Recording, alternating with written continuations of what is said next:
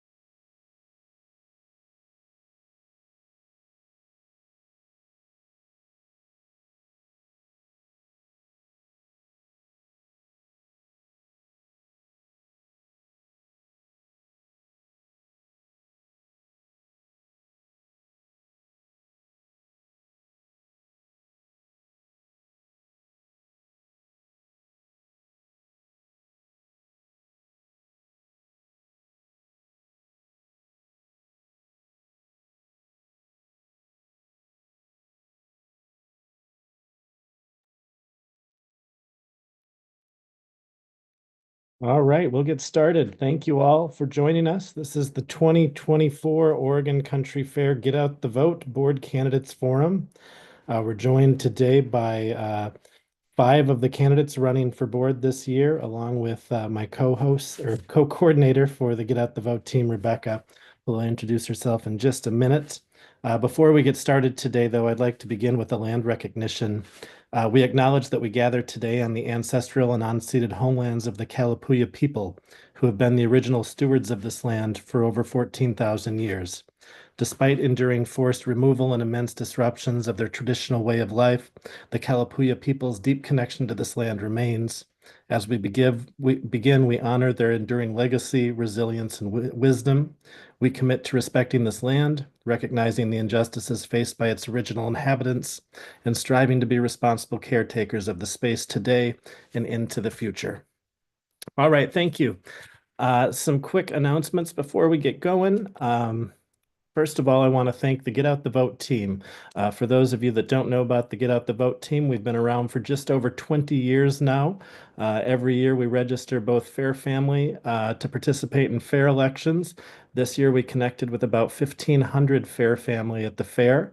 It was incredibly fun to sort the membership forms after the fair. You could tell that it was 105 degrees out in the field and that people were wearing really strong amounts of sunblock. The membership forms smelled like it. So thank you to the Get Out the Vote team. We have more than 1,000 new members participating in this year's election. Stephen and the Elections Committee, thank you for all the work you do. The fair staff, Kirsten and Vanessa, thank you so much for getting us going today. Everyone who submitted questions. Every year we get an incredible amount of questions from Fair Family. Thank you for sending those in. Of course, the Fair Board for your continued support of our team and this candidate forum. And last but not least, the 5 candidates who are with us today. An organization needs strong leaders in order to go into the future, and that's what we have with us today, are 5 individuals that meet that definition. The way the candidate forum is going to work, we drew names before we began for a speaking order. Lisa's going to start us off here in just a moment. We're going to start with 2-minute introductory statements and then move into the question and answer period. Questions will have 1.5 minutes, 90-second responses. As I said, they've been collected from Fair Family. They haven't been shared ahead of time. We'll have a timer in one of the Zoom windows here for folks to keep track of time. All right, we have some important election dates, but we're going to save that for a few rounds in. We'll get started now, and Lisa, you can get us started. All right. Well, I'm really nervous.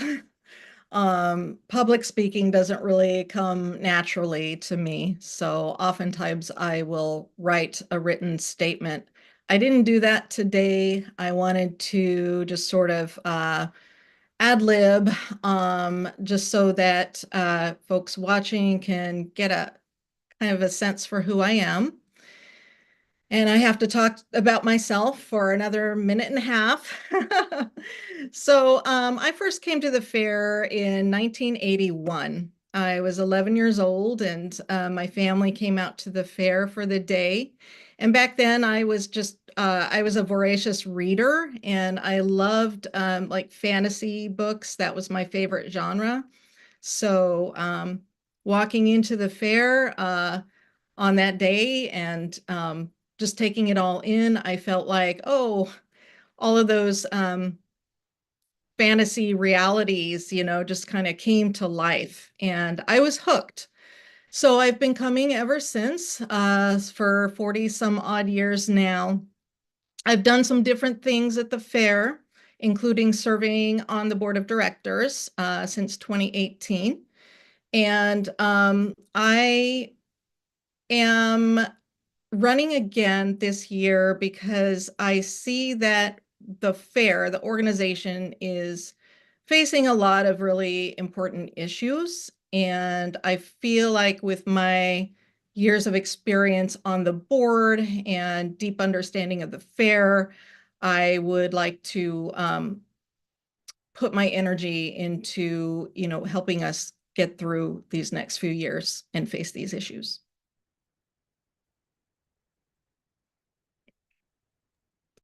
Thank you. Paxton, you're up next.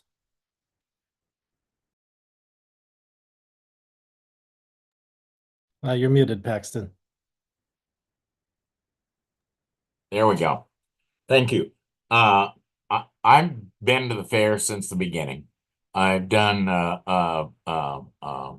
craft work. I was copper enameling in the early 70s. I've done food booths. I started Phoenix Rising in 73. I've done crew work since 1989. When I showed up looking for a job and they said water crew needs help. So I went up and became a plumber for the water crew. So after that, when we started wristbands, so you started photo ID as an alternative. I've been involved in many other projects. My interest in particular are gray water processing, something that I've spent several years, actually a couple of decades, working on with LUMP Committee. I'm particularly interested also in the challenge that EAB is going to throw at the fair. I've been to several conferences on talking about it. In fact, I've actually learned in one workshop how to do the injections of the trees if one wants to move that way. I'm really interested in getting a discussion on who we are putting the fair for, because right now the family is starting to outnumber the gate. So we need to have a discussion about that. I think that's one of the things that we really need to take on. Let's see. I really want to complete the recommendations the consultant did on our governance procedures. We have followed several of the recommendations, but we never finished the discussion of the rest of all of the recommendations. So I'd like to continue that with that. That's time, Paxton. Okay. So, goodness, that goes by fast. Thank you. Goes by quick. Yeah. But we have plenty more time to come. George, you're up next for opening statements. I'm pleased to have this opportunity to address the fair. I have been operating the Ritz Sauna and Showers for 48 years. We provide an essential service to the fair, and we take tremendous pride in the degree of accessibility that we offer. It is a very safe and welcoming place. And over the time, we have created a community that is very much so a caring community. And it's quite an amazing operation, even if I do say so myself. In those few days of the fair, we bring in over 300,000 gallons of water. We burn over 16 cords of wood, and we probably bathe well in excess of 20,000 people. We start providing services to the fair itself with the opening of main camp, and support that effort of keeping our volunteers clean and happy up until the opening days of the fair, and we remain in operation for more than a week afterwards. We take, as I say, great pride in how safe this place is, but also the beauty of it. We think of it as a big art installation inside of a giant wind-up toy. So you simply add fire and water and turn it on, and folks get to enjoy the most amazing bathing experience imaginable. We are really tremendously committed to the safety. We think always that when are our patrons going to be ever more vulnerable than when they're naked with strangers. And we are committed to that safety. So at any given time on our deck, there are 6 people with eyes on, making sure that nothing bad happens to you. I look forward to seeing you at the fair. I'm hoping to be elected to the board. Thank you.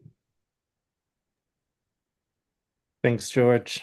John Davis, you're up next. Hello, everyone. My name's John Davis, and it's so humbling for me to be here and speaking to all of you who've worked on the fair for so many years. I grew up in Eugene, and I was raised by a guy who was selling yurts and helping people build domes. And some people ask, like, what was your family life? And I'd say, you know, my dad was an anarchist hippie in the 70s. And so I think that gave me a very open mind, and I think that's important. And when I think about the fair and what makes it great and why I really love it is really about the message that it sends to the world, and how we remind ourselves every time we get together to treat each other well and practice kindness, say yes, yes, yes, and work together. And that's just really important to me. And so what I'd like to do is help preserve the message from the 60s and 70s and bring it far into the future. And I think you do that with a strategic plan, and you work towards, you know, making sure we can continue this message for generations. I've worked on a number of boards. Currently, I serve on 4 boards, the Springfield Public Library Board, the Wildish Theater Board, and the Mills Davis Foundation Board. And I'm president of the Wildish Theater Board right now. One of my co-board members complimented me recently and said I was very collaborative, positive, and helped get things done. And so I'm hoping that you might vote for me and give me the opportunity to help and give back to the fair. Every time I come back to the fair, it's just energizing and reminds me of just a better way to live. And I think our efforts to educate people on how to live alternatively and with an open mind is very important. So thank you very much. And thanks to everyone from the fair. Thanks, John. And to close out the round of opening statements, our 5th candidate, John Govsky. Hi, everybody. Thank you. Yes, another John. It's the story of my life. There's always Johns everywhere. My fair name is Squinky, by the way. So should I get elected, we could call me Squinky, and that would solve the Johns problem. So my name is John Govsky, and I'm really honored to be here. And these are all great candidates. I almost feel like maybe I shouldn't be here, but I am. I've been a booth rep and a crafter for about 40 years at the fair. I currently serve on the craft committee. I've been on the craft committee a little while. I am not an incumbent. I'm not one of the people that's been on the board before. So I am new. I have attended many board meetings over several years, so I'm somewhat familiar with how things work here. I live in Santa Cruz County, so I am not that local. I am 600 miles away. And that might present some challenges, but in the era of Zoom, I think I can contribute quite well. I also have that perspective of somebody who doesn't live in the Eugene area, and I think it's good to have a variety of perspectives on the board because people who come from far away have a different set of challenges, especially if you're a booth rep and you have to maintain your booth. I teach part-time at a community college. I teach a design course. And in doing that, that gives me my health benefits. A crafter doesn't give you health benefits, so I keep that part-time teaching job. And when I started teaching many years ago at community college, I found that the role of an adjunct faculty member was quite exploited. And so I got very involved politically in my union, and I'm now one of the vice presidents of the California Federation of Teachers. And I do a lot of my social justice work through labor unions at this point in time. I have worked with many organizations. I've been served on many boards, mostly social justice and peace groups and anti-nuclear groups. I've been a contract negotiator in the labor unions for quite some time, so I'm very good at negotiating and dealing with people that don't always see things the way you do. I've worked with all kinds of groups that operate by consensus to Robert's rules and everything in between. Oh, am I out of time? Sorry, I'll stop. All right, thanks, John. Plenty of rounds to come. But to get us kicked off with the first round of the Q&A, I'm going to pass things over to my co-coordinator who I could not do any of this work without. Rebecca, take it away. Thank you, Brett. I liked when we were co-hosts of this television show accidentally instead just now. Hey, everybody. Brett already introduced me, but I'm Rebecca Prinsby. I'm co-coordinator of Get Out the Vote. I really appreciate all of you. It's been really nice to already just hear a bit about you and have some new folks running. So thank you all for being here. Brett already explained how this portion is going to work. It's going to be the same thing. We've got a timer. I will let you guys know if you run out of time. We will rotate kind of staggering as we go down who gets to start with each question, 90 seconds for each question. And I will also, once I read off the first question and the first person gets started, I will type the question in the chat so that you can remember what it is, because I forget also.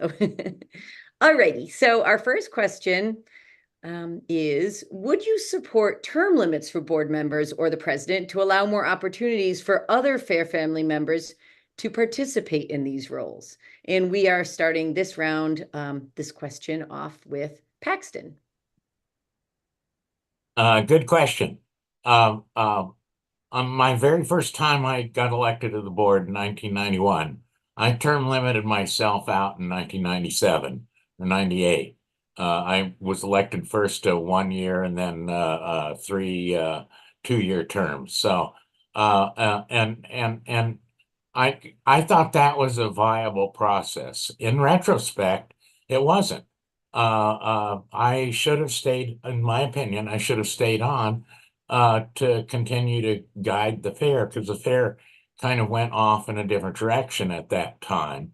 It just, so no, I'm not a fan of term limits, though I've, taken breaks on several of my times running on the board. So I just don't find that it helps the organization. Thank you. Thanks, Paxton. George, you are next.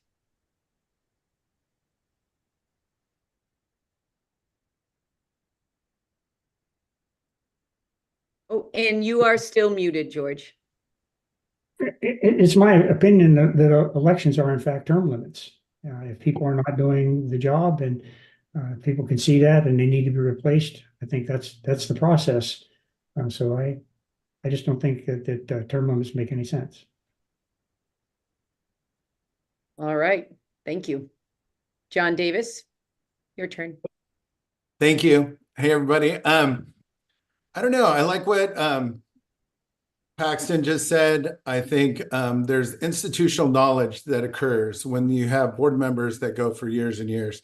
And I've noticed that when you lose that, sometimes things can go awry and we can lose our way a little bit from, where we started. So I'm kind of open-minded on this idea. I've worked on a board where we have longer term limits and shorter for different positions.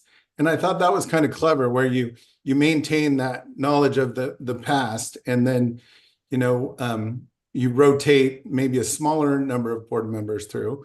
And I think that can be a productive way to get a balance going. But, I'm a little unfamiliar with the traditions of the board on the fair. And so I would definitely defer to more experienced members like George and Paxton, just what would work best in this case. So thank you very much.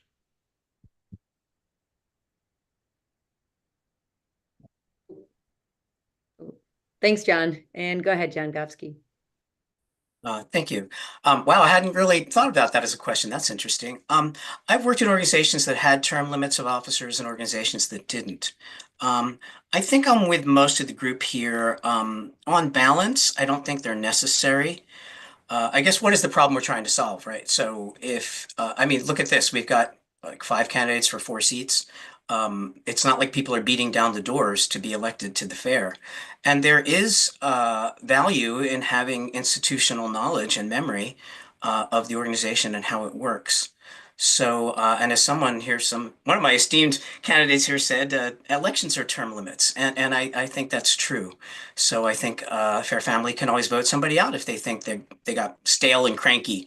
So I mean, I could see term limits that were very, 4 terms or something. But I think 1 or 2 terms, you're just getting your feet wet and learning how things work. So I'm not a big fan of them unless there's a problem to solve. Thank you, John. And then Lisa. Yeah, this is a great question. Many years ago, we had a consultant who suggested that we have term limits among many other suggestions. And so it's a question that I've thought about quite a bit. I tend to lean toward the fact that the elections are, in fact, term limits. And at the same time, I would be interested in hearing the rationale for why term limits would be a good idea. I like to hear the pros and cons weigh the pros and cons of the issues that I'm asked to vote on. That's kind of where I'm at. At this point, I don't think that they're necessary because, again, we have very few candidates for these seats right now. The other thing is that there is a very steep learning curve on this particular board. Service on other boards is helpful, but the Oregon Country Fair Board is very different. And there's a huge learning curve. And I didn't really feel comfortable until after my first term. So. Thank you, Lisa. Okay, next question and reminder, George, you'll be taking this one first. In your opinion, what are the most important operational aspects of the fair, and what infrastructure changes or improvements are important to you? And I'll put that in the chat. And George, you're going to start us off.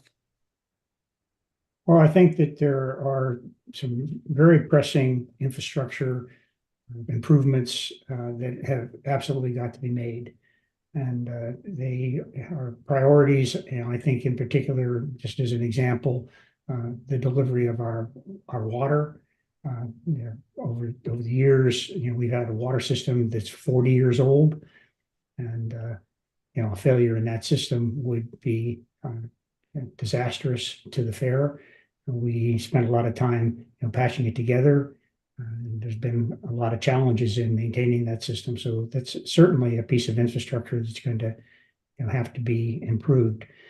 We need to, I think, continue to modernize our information and communication systems.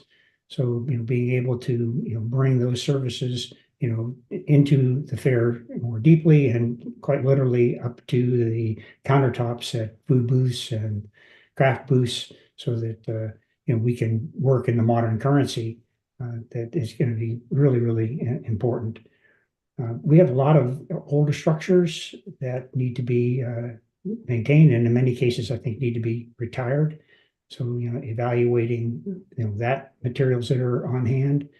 We also are facing a little bit of a challenge because the areas of the fair that are possible for us to develop additional infrastructure are up out of the floodplain, and currently are potentially sites of Native American activity, and it's going to be important to be able to clear those areas so that we can move forward. So infrastructure is going to be of huge importance now and more so going forward.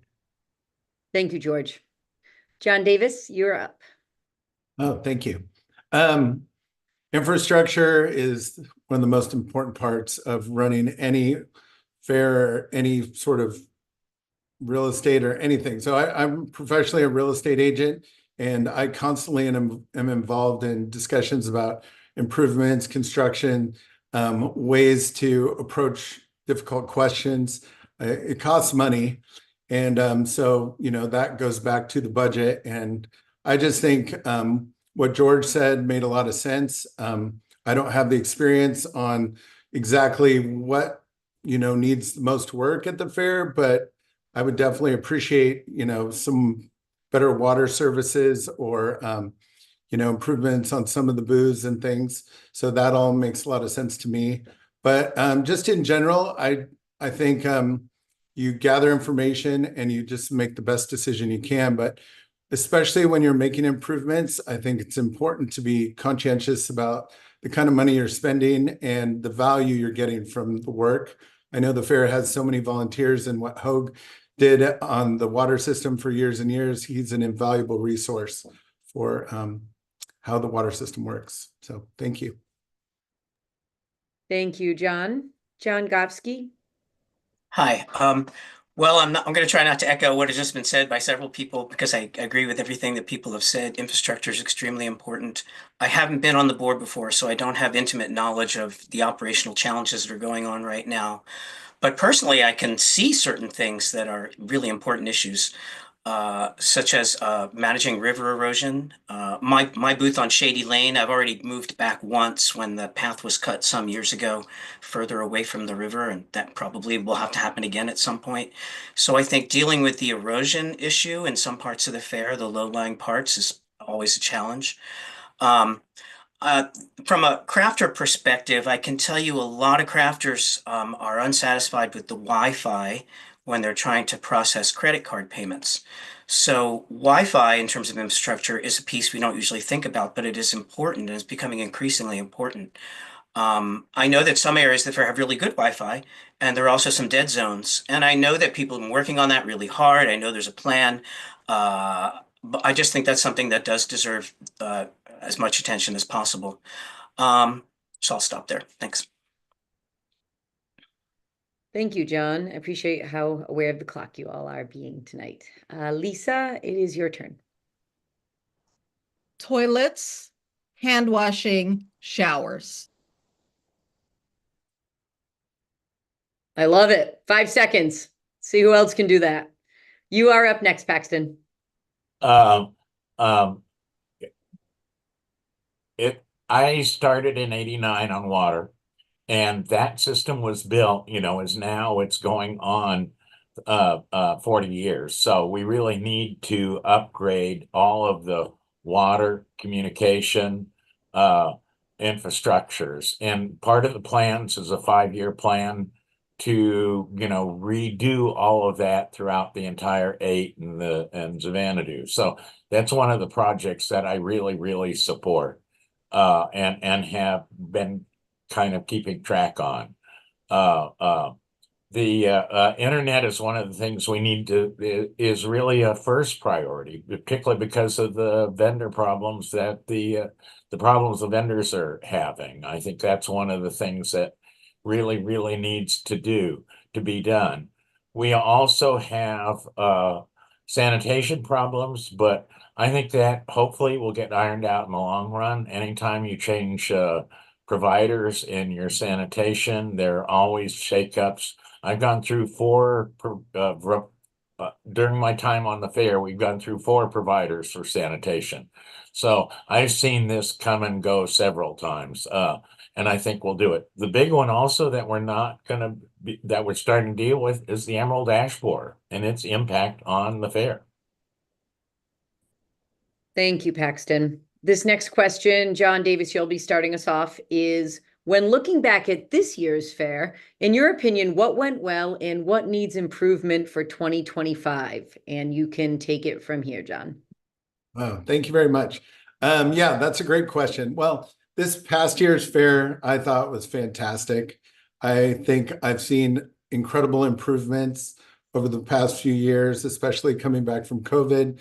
I think our staff and our volunteers are doing a better and better job. I was just really impressed. I just thought things were working well. I mean, the comments about the Wi-Fi, I wasn't aware of personally, but there's always things you can do to work and make things a little better. So perhaps that would be a great way to start. And dust is always a consideration, and air quality at the fair. And so I think managing that, it goes back to the water system and how we can handle that. But I just think everyone's working for improvement. And if we support each other and treat each other kindly, things are going to continue to get better. So thank you. Thank you, John. Go ahead, John Gofsky. Yeah, I from my personal perspective as a crafter last year, the last couple of years post-COVID have been banner years for many of the crafters, including myself. I think the lower numbers have improved the experience. I mean, you remember that 50th anniversary fair that was just like too many people. And then after COVID, the opposite. The numbers were way down, yet everybody I talked to from a crafter perspective had fantastic sales. Everybody had a better experience because the paths weren't too crowded. So I think how we manage growth is something that is really important, and that seems to have, I think our numbers are going back up. So I'm a little hesitant to say we're doing a really good job on that, but I think we will need to spend some time on that. Maybe there'll be a growth question in the round of questions here. But in general, people have been doing a pretty good job. I'm not running for the board thinking I'm going to come in and change everything because nobody's doing a good job. The fair's running fairly well. I know that where I was at on Shady Lane, there were some traffic issues because there were different people staffing the path at the upper Shady Lane, and sometimes cars were allowed to go down and sometimes they weren't when people were unloading, and it got to be a kind of a cluster screw up. So hopefully that the traffic within the fair can improve a little on that, because I think that a lot of times when people are unloading and driving through the 8, it gets really messy, as anybody who's driven through the 8 at that time of the fair knows. So, but in general, I think the fair has been going pretty well. Thank you, John. Lisa, your turn. Well, I think overall the event went well. I saw happy patrons. We had great entertainment, wonderful food, and the crafters all seemed to be pretty happy with things. So I think, that piece of the actual event, I think that went really well. I think the things that need improvement for 2025 have already been talked about. And I think they're the kinds of things that we've been working on improving every year. I heard a lot about the toilets, the porta potties, and I think that will get some attention for improvement for next year. Heard a lot about dust, and that's just that's something that we deal with every year, but could probably use some improvement too. I think a lot of what my experience is that I think we have a lot of new volunteers who maybe are still kind of learning the job, and I think that as they get more experience, we'll hopefully see, improvements in those sorts of things. But that's it. Thanks, Lisa. Paxton?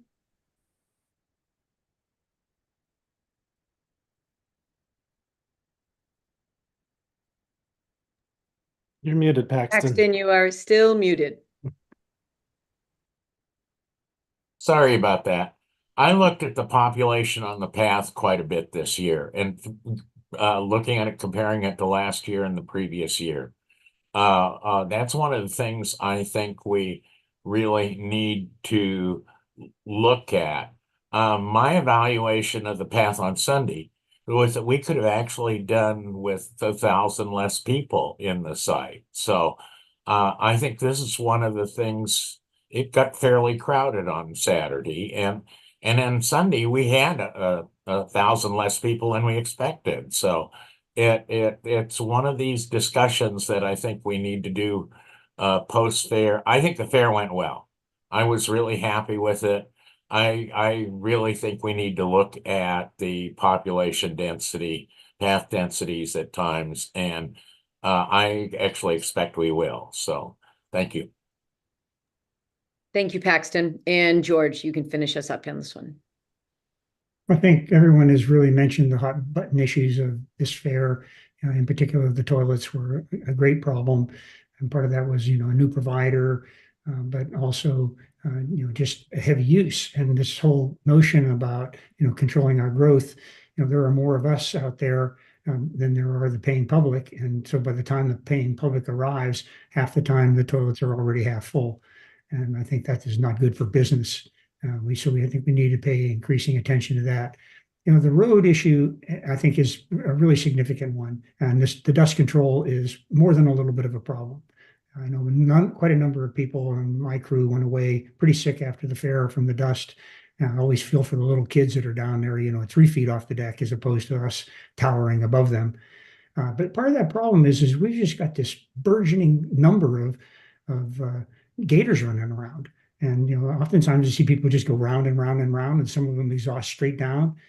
So the road conditions get, much more depleted quicker, because of all this additional vehicle traffic. And there used to be a time when we actually believed we could make grass grow and it would still be there by the time fair came.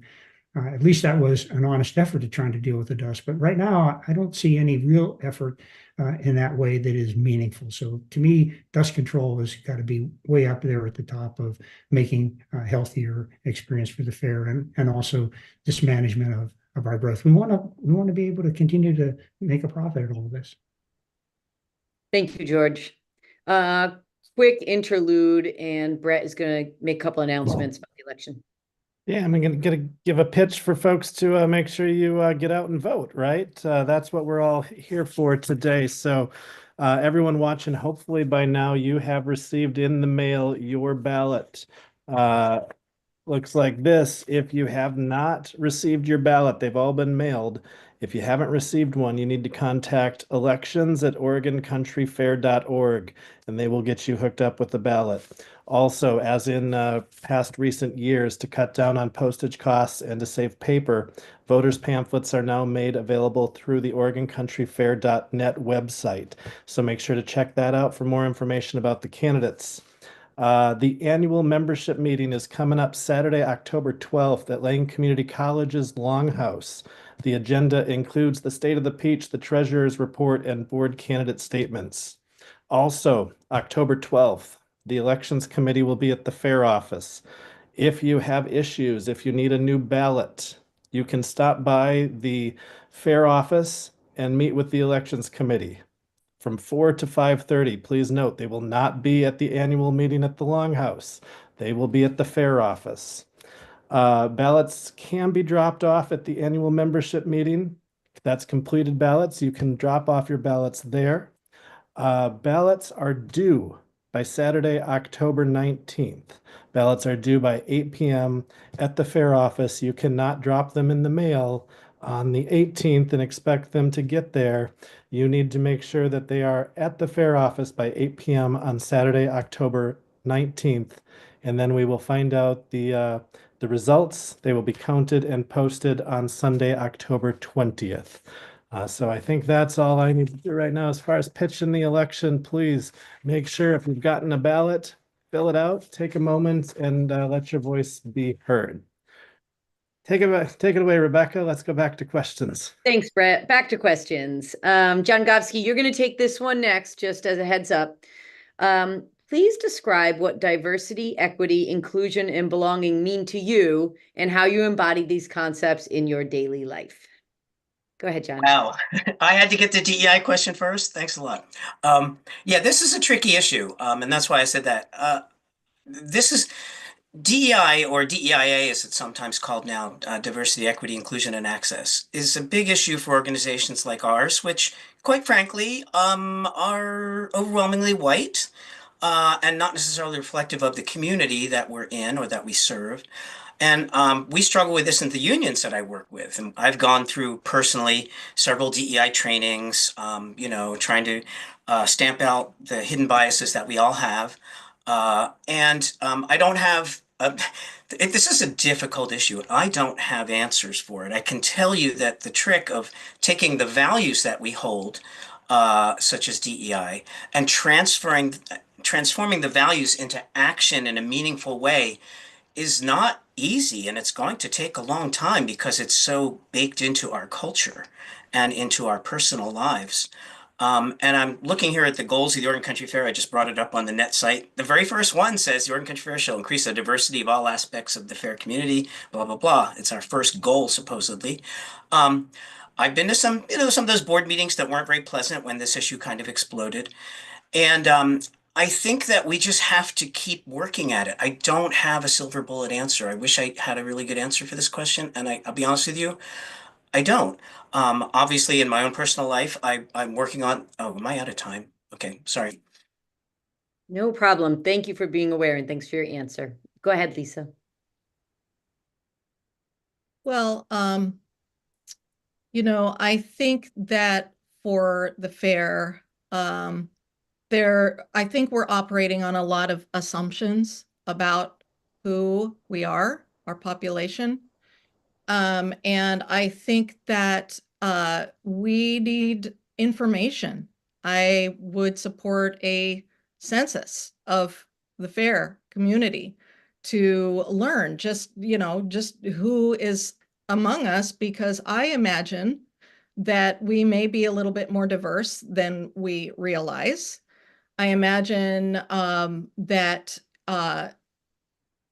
there may be people who aren't part of the dominant group, who at best feel invisible to the dominant group, and at worst feel unwelcome or maybe unsafe. And I think that is where we need to start. We need to be looking inward. We've also heard from experts that we need to look at our systems and structures to determine how they help or hinder us from becoming more diverse, equitable, and inclusive. And I think that, until we do those things, I think that our efforts are probably going to keep falling flat. Thank you, Lisa. Paxton, your turn.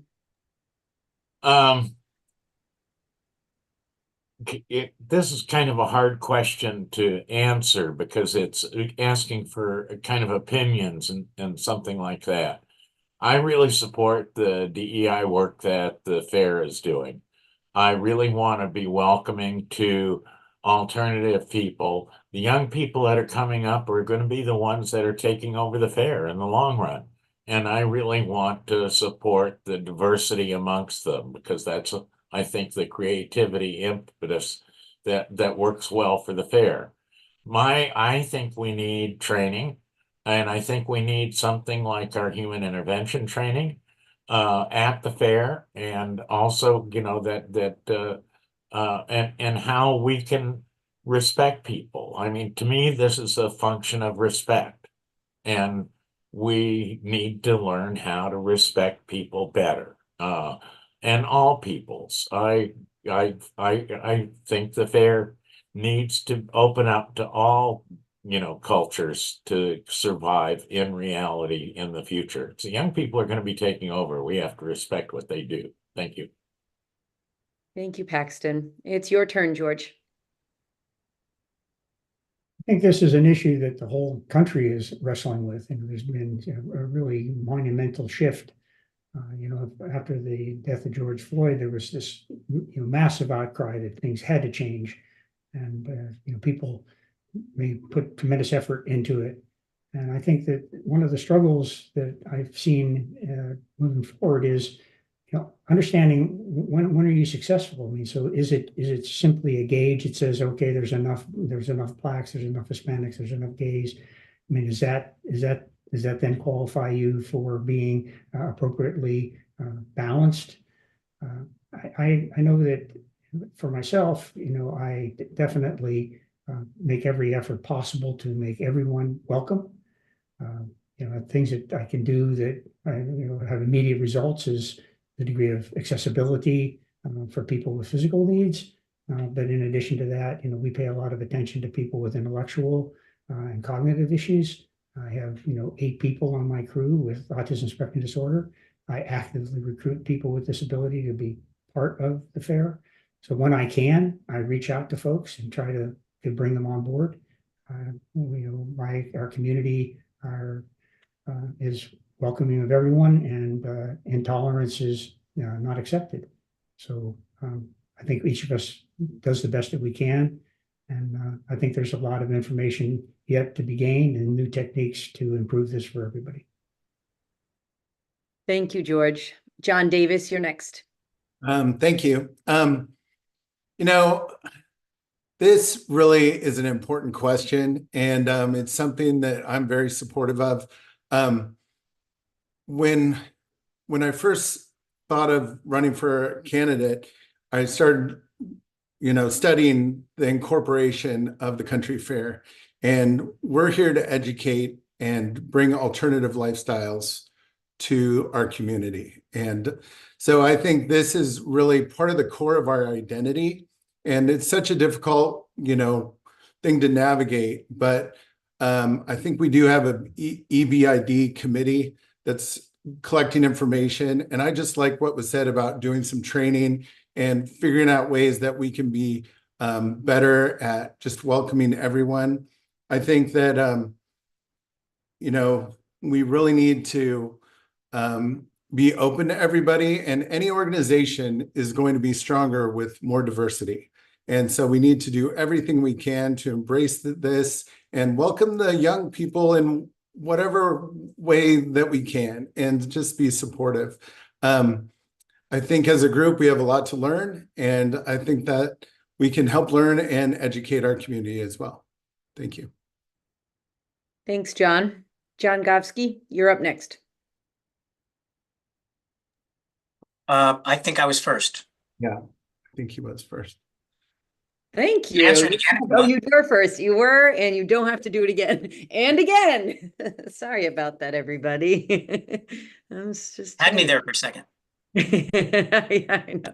Had myself. It's keeping you all on your toes. Okay. Our next question, and this one, Lisa, you will start us off again on. A board is not always unanimous in its actions. If the board made a decision that you did not agree with, how would you handle it? What are your strengths that make you well suited for situations like these? Go ahead, Lisa. Yes.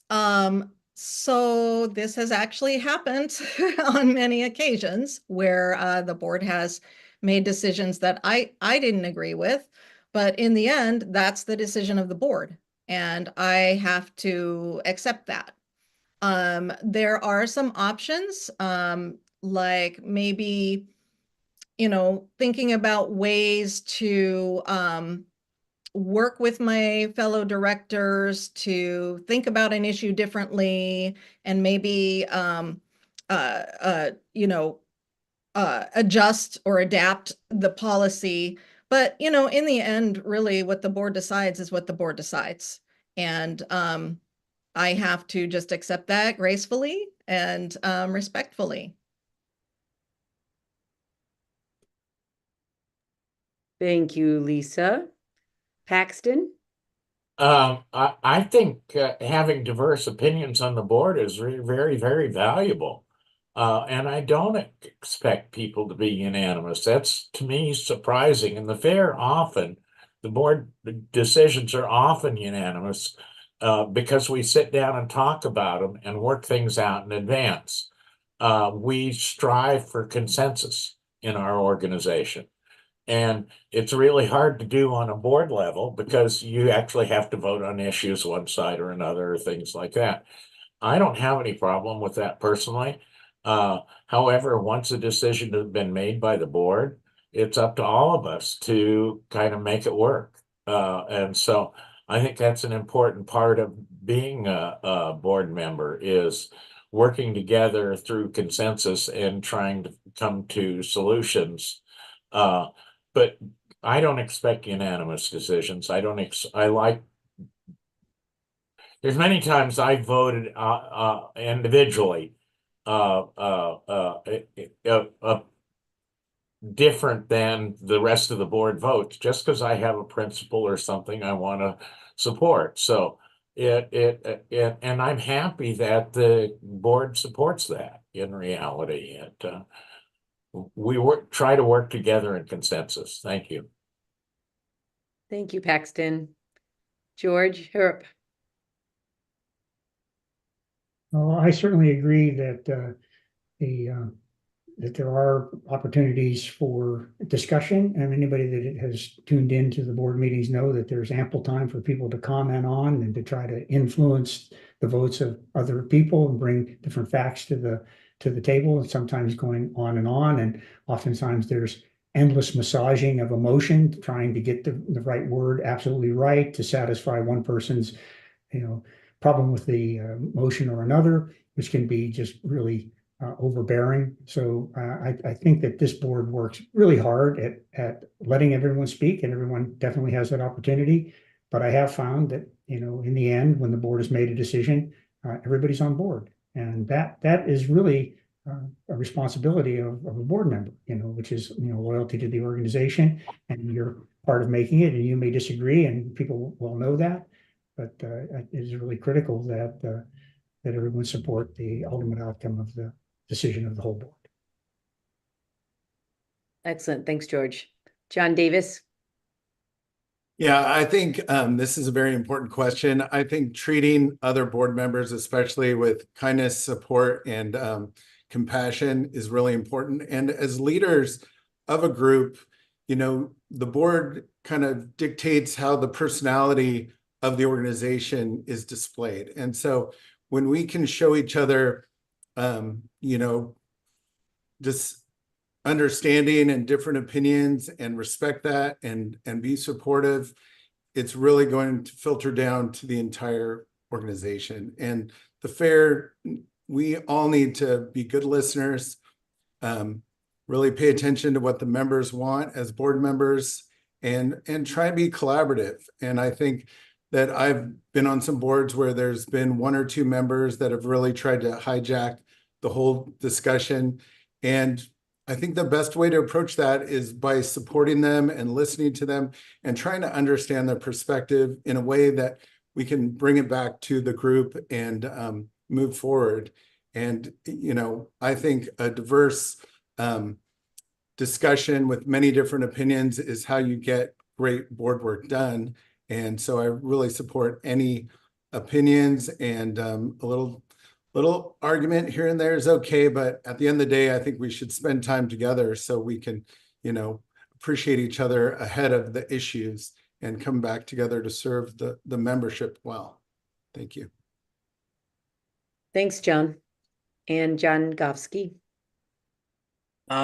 Let's see, how would I handle a decision I didn't agree with? I think there's not a whole lot of daylight between us here in this answer. I agree with just about everything our folks said. You deal with decisions you don't agree with respect. You listen, you have compassion.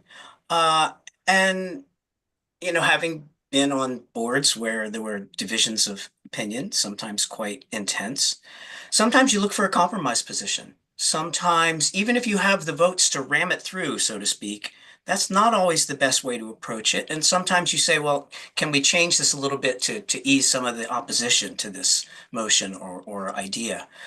So I think just being open to changing your viewpoint after hearing the other folks and why they don't agree with you is important. So obviously listening, compassion, respect, and compromise. And that would be the way I would deal with that.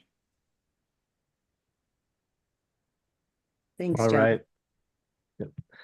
Thank you. I have our next round of questions, and Paxton, you're going to kick us off with answers in this round. Question is, do you think there should be a background check or some type of screening for volunteers at the Oregon Country Fair? In particular, the individual who submitted the question would like to know whether you think the fair should take steps to prevent convicted sex offenders from volunteering.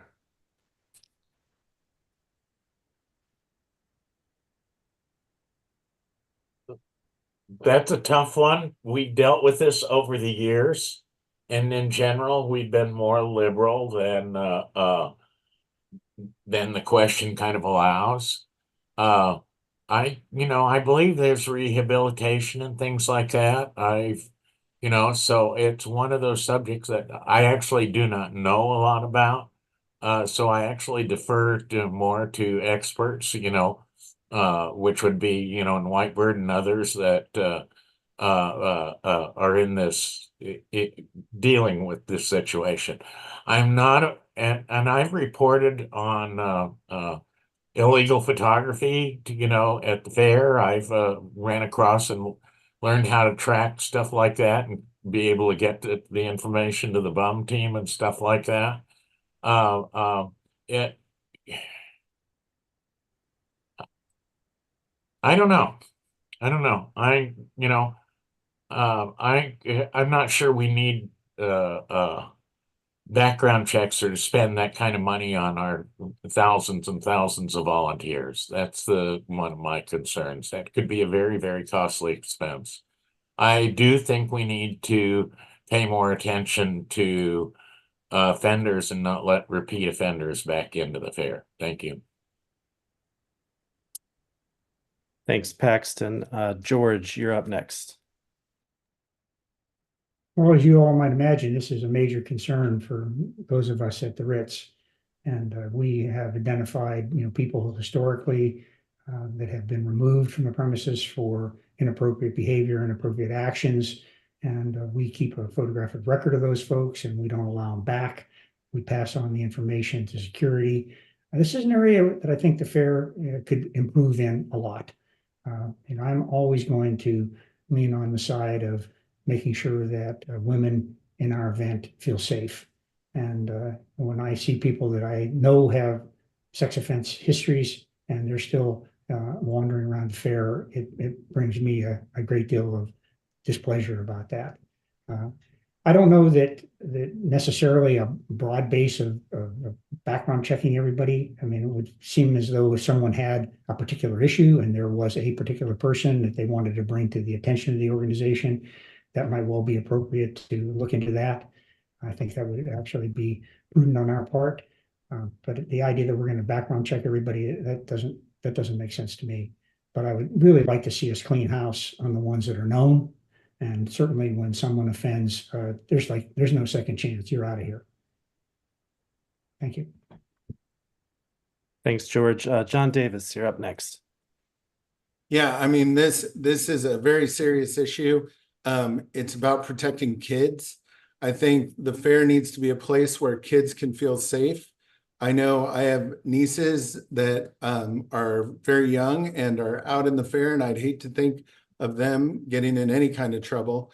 And I just don't have any tolerance for this kind of behavior. I think we need to stand very strongly against it and work together to make sure it just doesn't happen.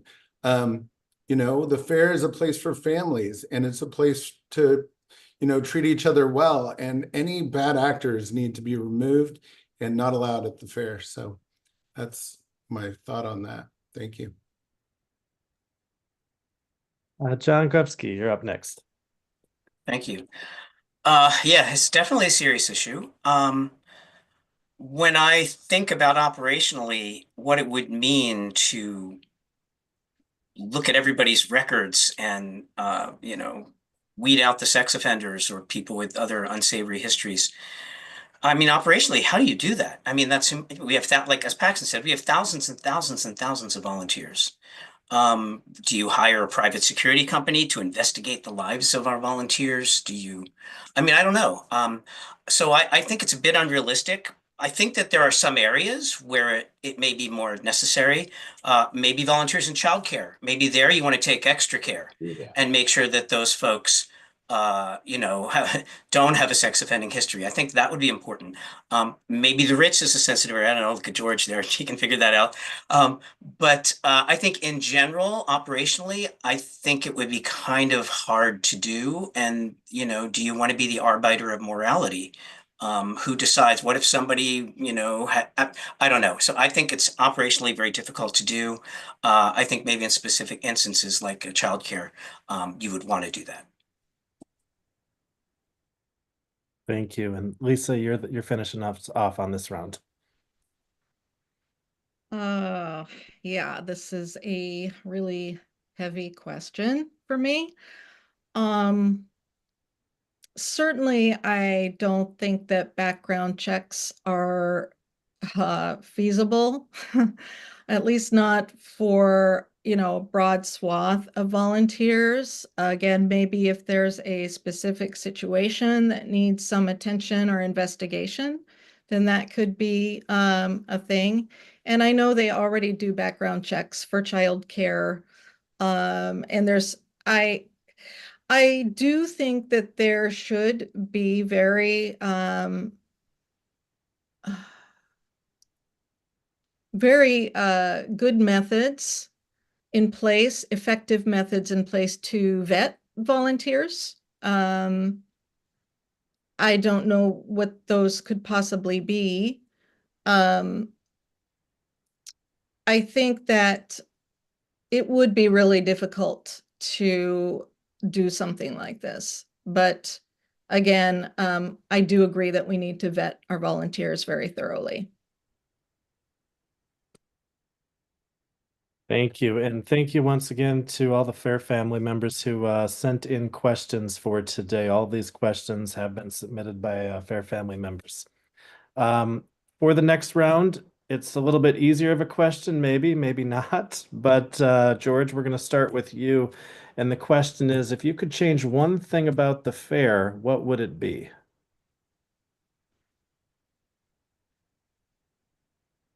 Whoa.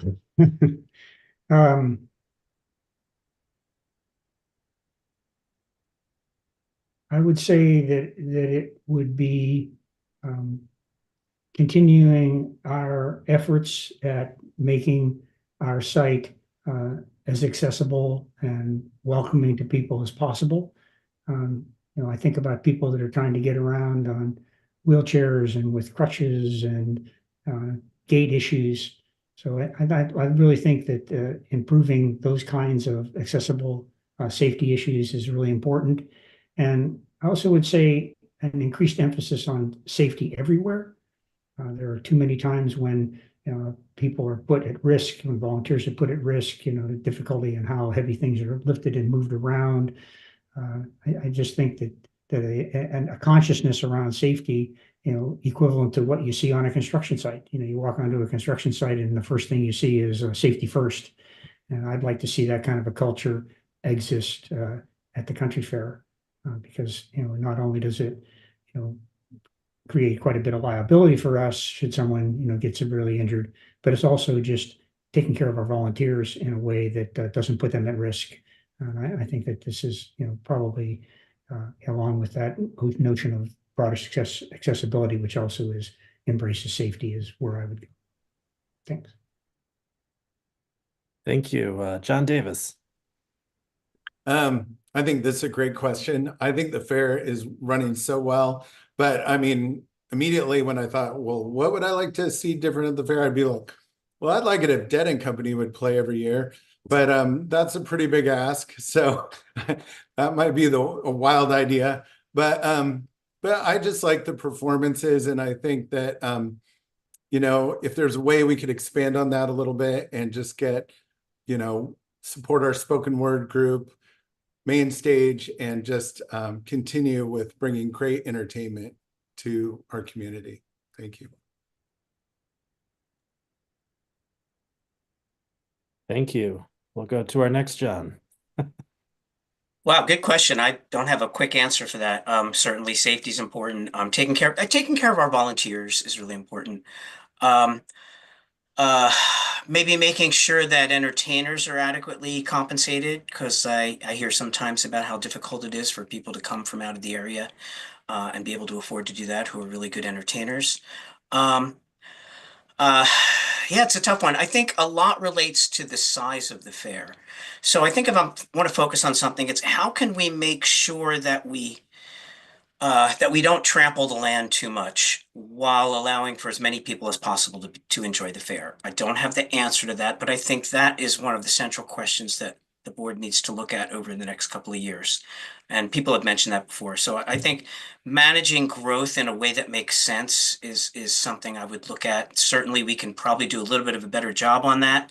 But I think also the fair's been running fairly good. And so I don't really have one thing standing out that I think really needs to be changed. I think we're working on a lot of the stuff that needs to be changed. Thank you. Lisa, you're up. Well, we've talked about a lot of things that could use some attention and some improvement. So I'm not going to talk about any of those things. And, the fair, there's a lot of different, kind of imperfections, but I think those imperfections, like mosquitoes, for instance, are, kind of part of the experience. If I had to pick one thing, I would increase the value of food vouchers.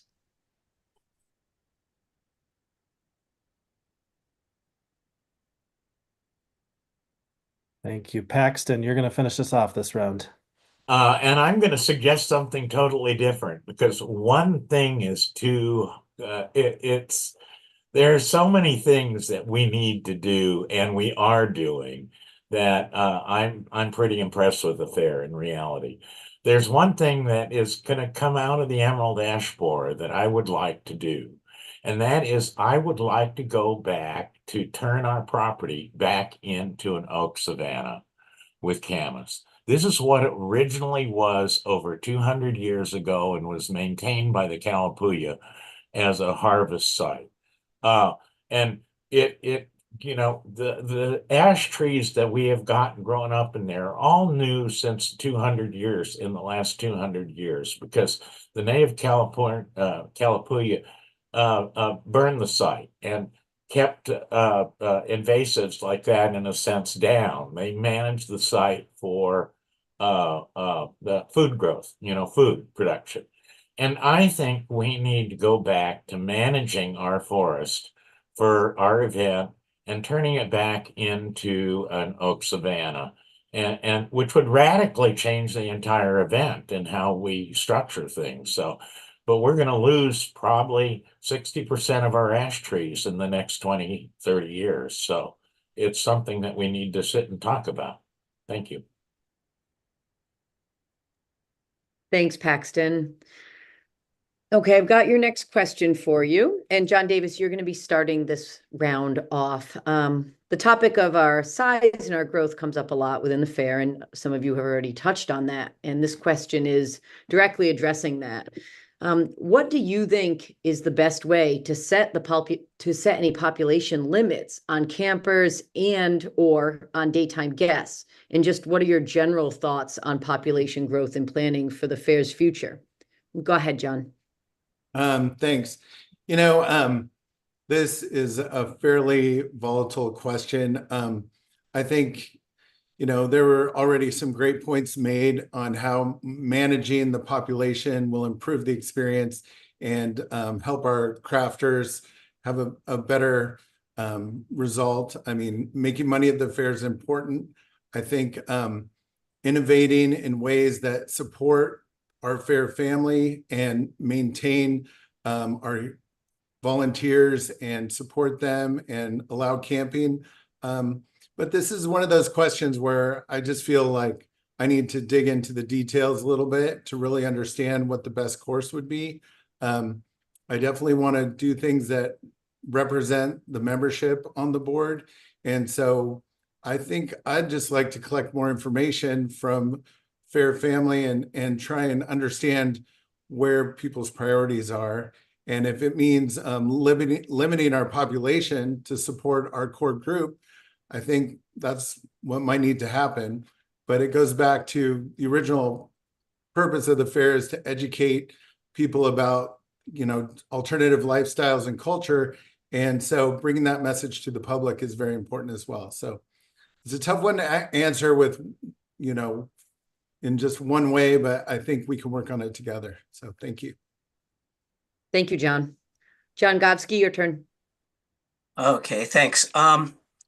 Yeah, tricky issue. It's about balance, I guess. I mean, the land can only hold so many people. I mean, that's the limit, right? The limit is the land.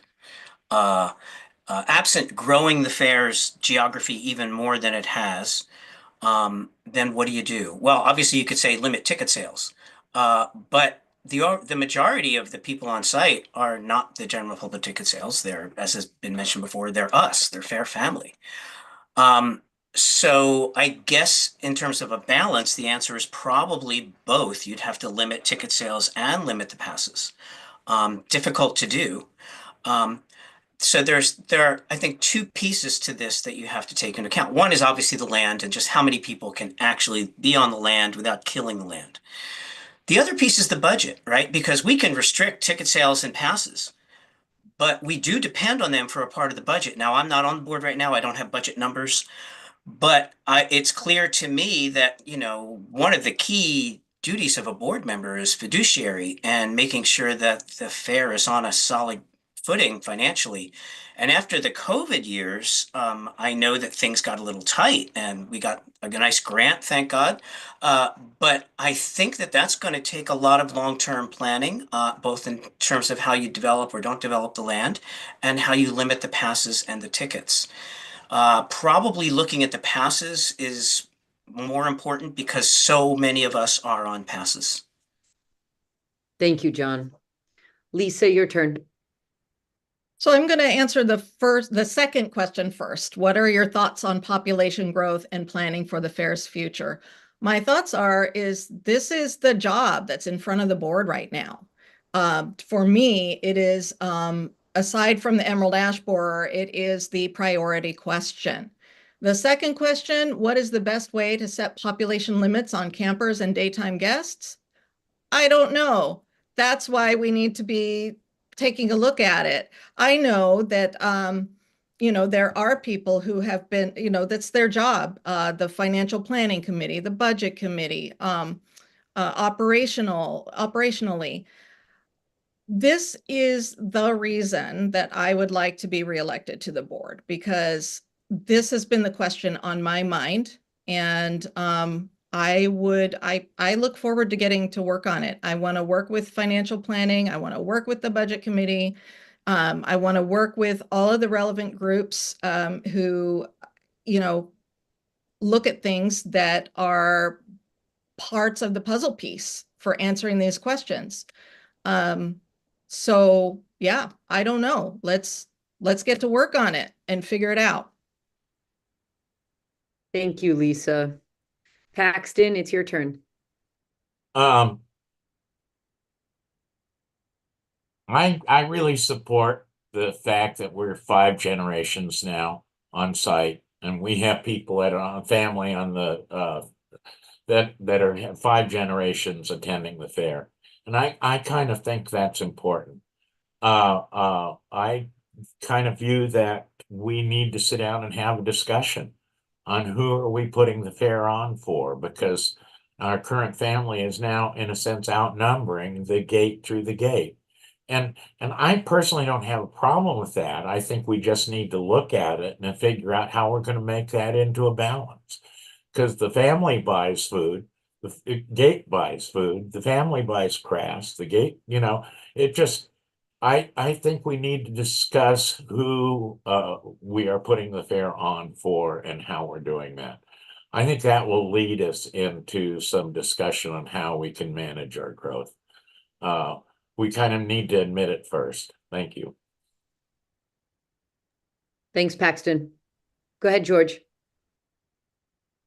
Well, to me, it's really clear. I do sit on the budget committee and financial planning committee and also on the fixed assets committee. And what is abundantly clear to me is that we can't survive if we don't reduce the cost of what it takes for us to put this event on. And a lot of that is, providing the services and supports, for, all of us out there. So it's really going to be about, managing not just the growth, but I think managing the amount of labor that we need. So becoming more efficient in that way, making better use of volunteers and in that way, not necessarily needing as many. But to me, when I look at the budget, we survived COVID and barely, and thank God for the shuttle grant. And then in 2023, we did not break even. And in 2024, we will for the first time have made at least a little profit. But when you think about that, and then at the same time you turn around and say you want to do these kinds of infrastructure improvements that we're talking about, water systems and all this, where's the money going to come from? Man, and what causes nonprofit organization to fail more than anything else? It fails fiscally. So if we don't pay attention to, making a profit at the end, we will not long endure, and we can't continue to spend as much as we spend to put this thing on. Thank you, George. Okay, next question is, and John Gofsky, you'll be starting us off here. Many festivals have outright prohibited tobacco smoking. However, the fair still allows it in designated areas. During the day, most people, including the public, seem to abide by the smoking rules. However, during the hours the fair is closed to the public, the worker population seems to feel it's okay to smoke anywhere. Would you support stricter policies such as punishments for those smoking outside designated areas, or would you consider an outright ban on tobacco smoking? Go ahead, John. Good question. I would consider an outright ban on smoking.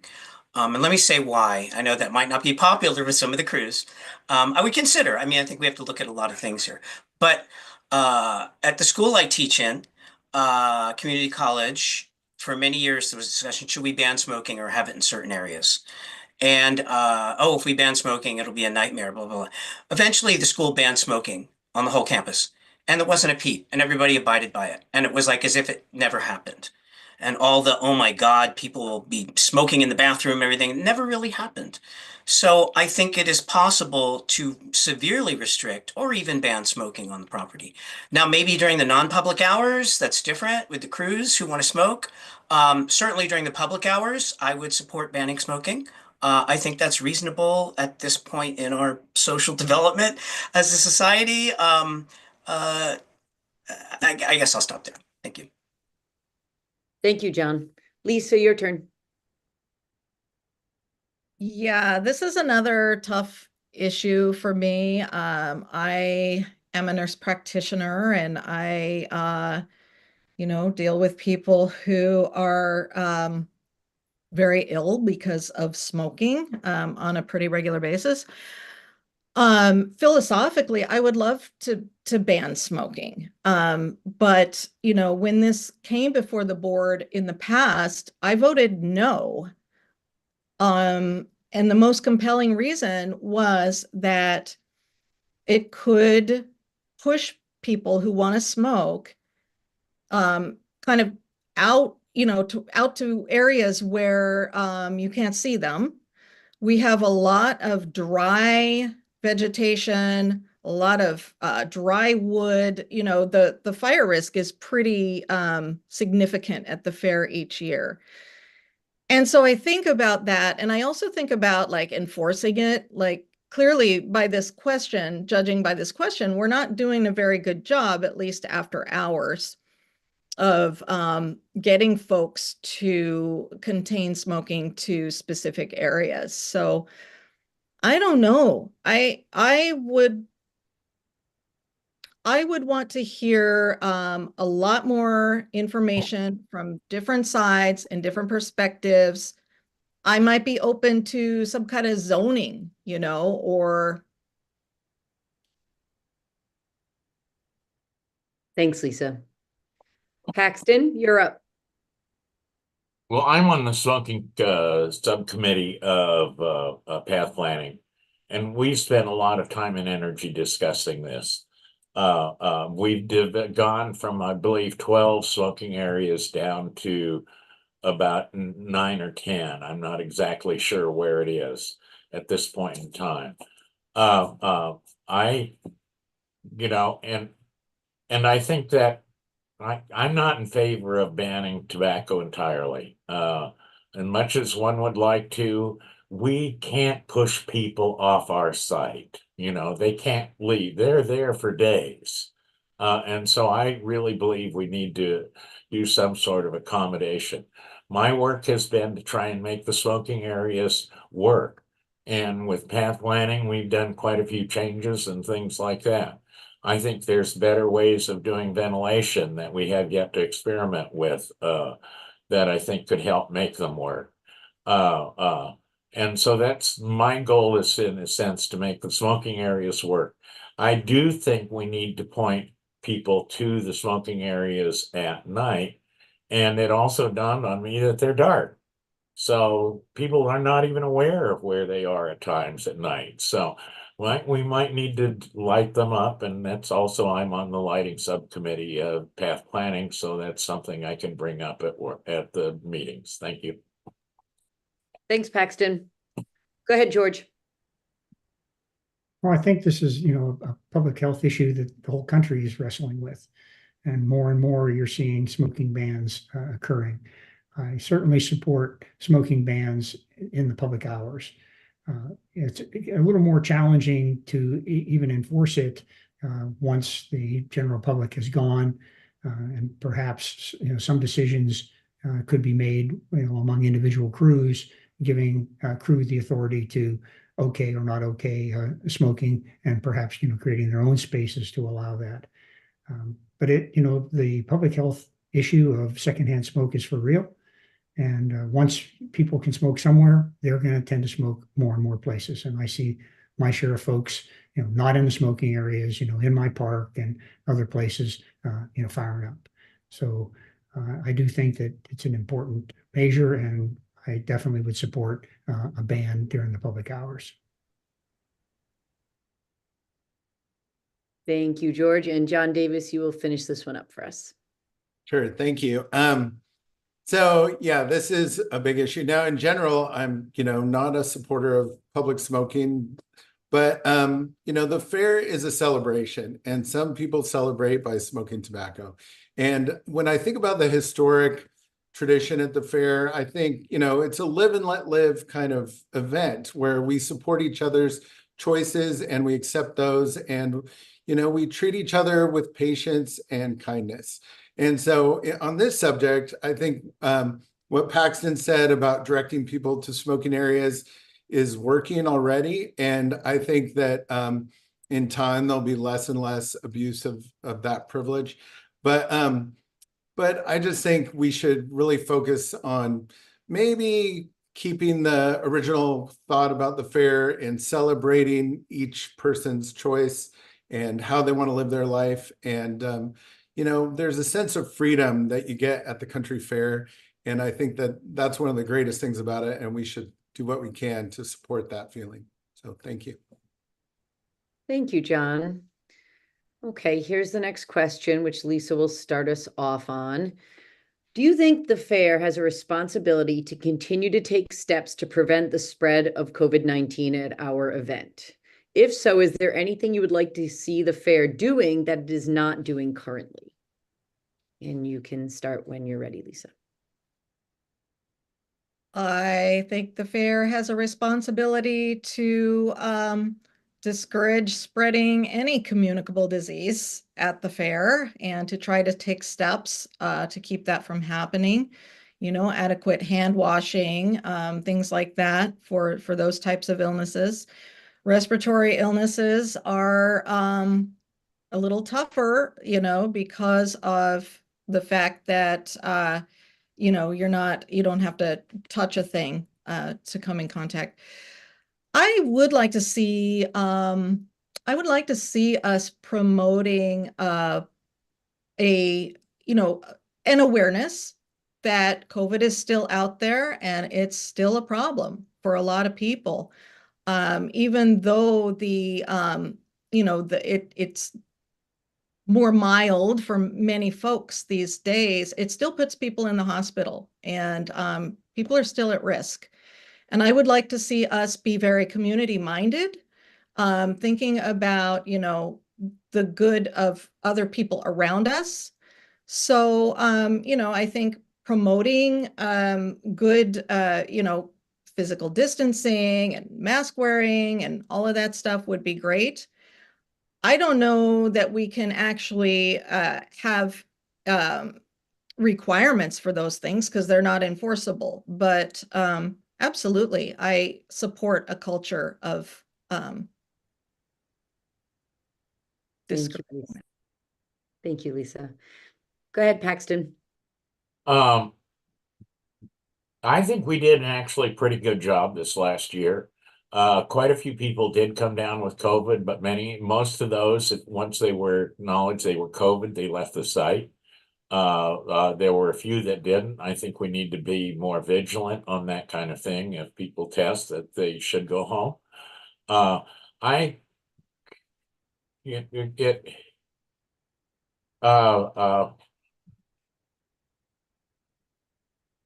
It's the fair's responsibility to help people, keep them healthy.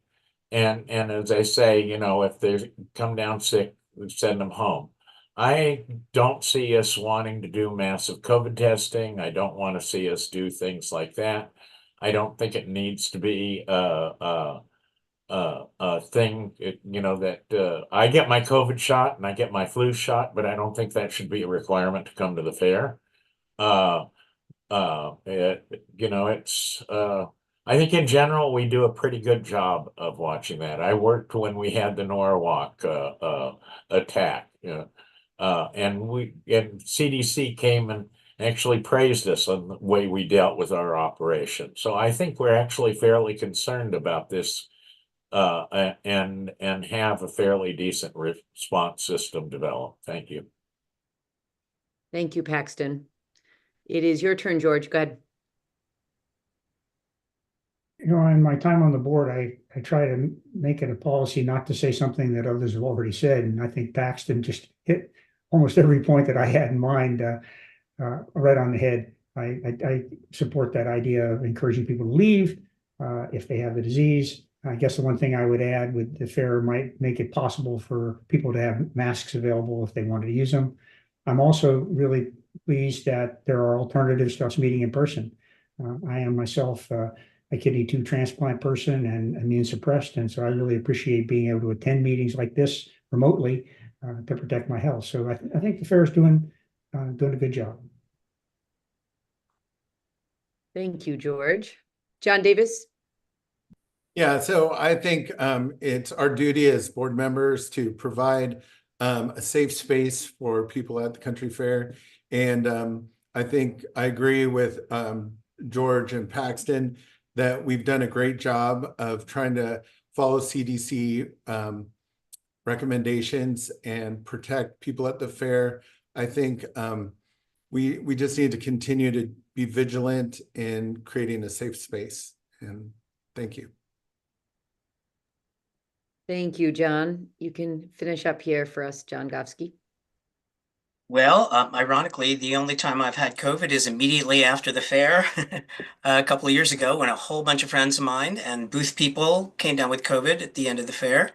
I didn't have any symptoms, but I tested and I was positive, when we got home. So, you can have some pretty bad things happen at the fair, but as others have said, and like George, I don't want to repeat things, it's not enforceable that you can require people to have vaccination, all that stuff. That's just not going to happen. But I think, again, reasonable measures, making sure we have adequate hand washing stations, and maybe at all those hand washing stations, masks available for people at the fair. I think that is operationally what we could do. And outside of that, I think we can promote health, but we can't really enforce it. Thanks, John.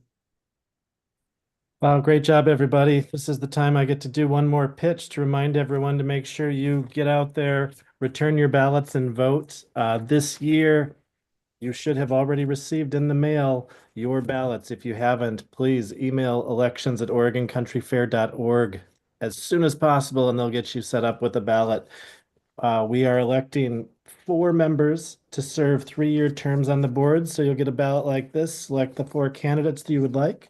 We're also choosing where the donations that the fair provides in the Jill Hyman Fund goes this year. So you'll find a yellow ballot in there as well. Make sure to return both of them.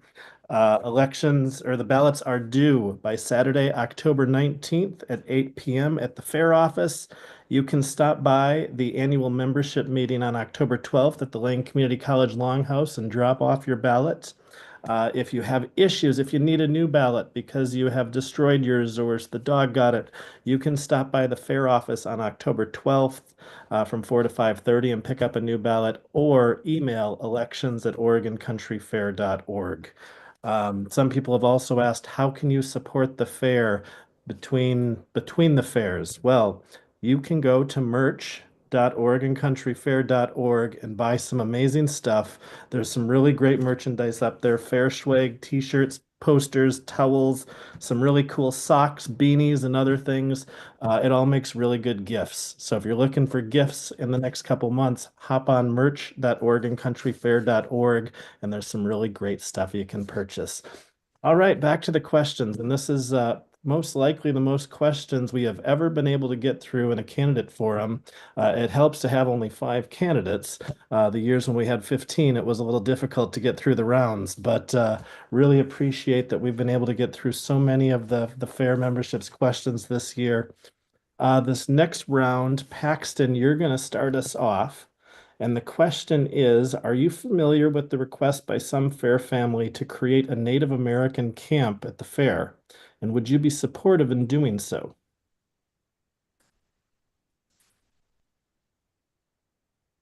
I support affinity campgrounds. I'm pretty impressed with the Native American craft vendor that we did, vendor site that we worked in Savannah do this year. That took considerable work between the Native American crafters and the fair and path planning, and went with several different meetings out there to ask what they wanted and how we could make it work for them.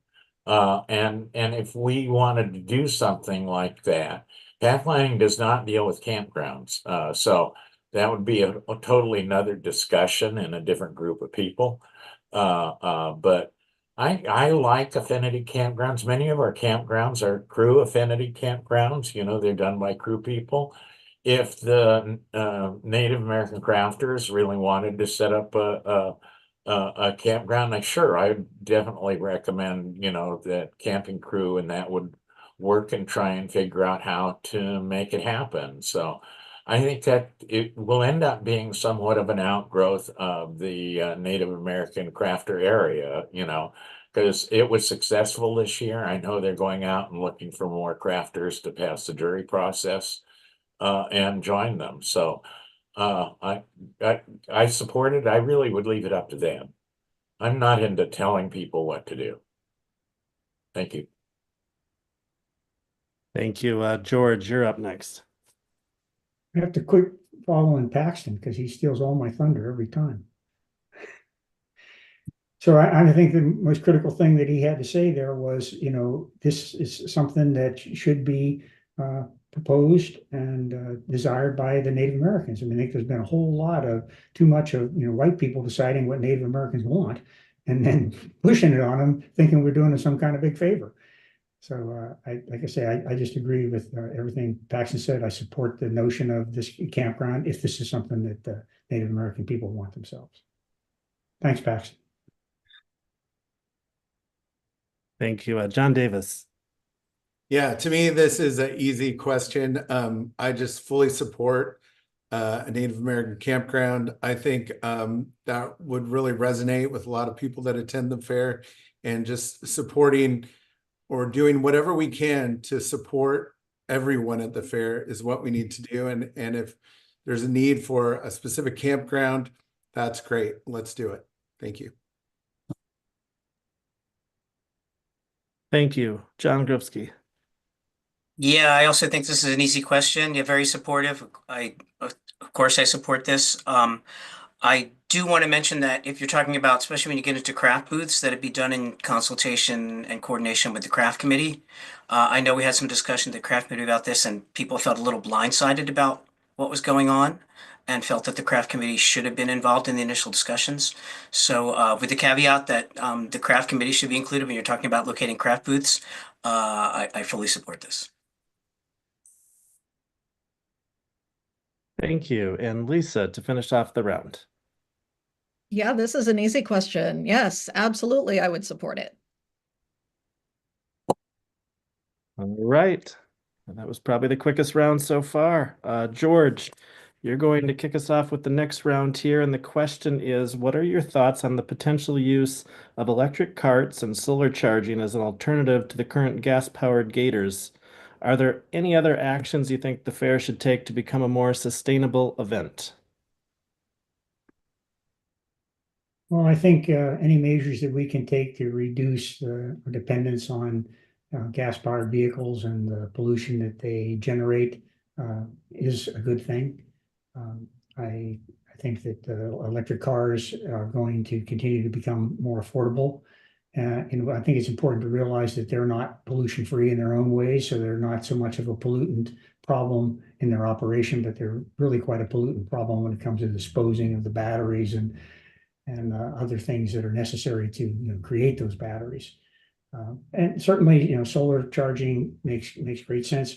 One of the issues that we run into a lot is that because our event is of such a short duration, and we build up a lot of things that have longer term usages, and yet we only kind of get at them and get to use them for that little period of time. So I think it's worthwhile to think about when we do produce some of that kinds of power sources, can we make them portable, have it be possible for them to support other events elsewhere that we would like to support. So yeah, I definitely think that we're moving in the right direction, and anytime we can move away from those carbon fuel burning things, it's all to the good.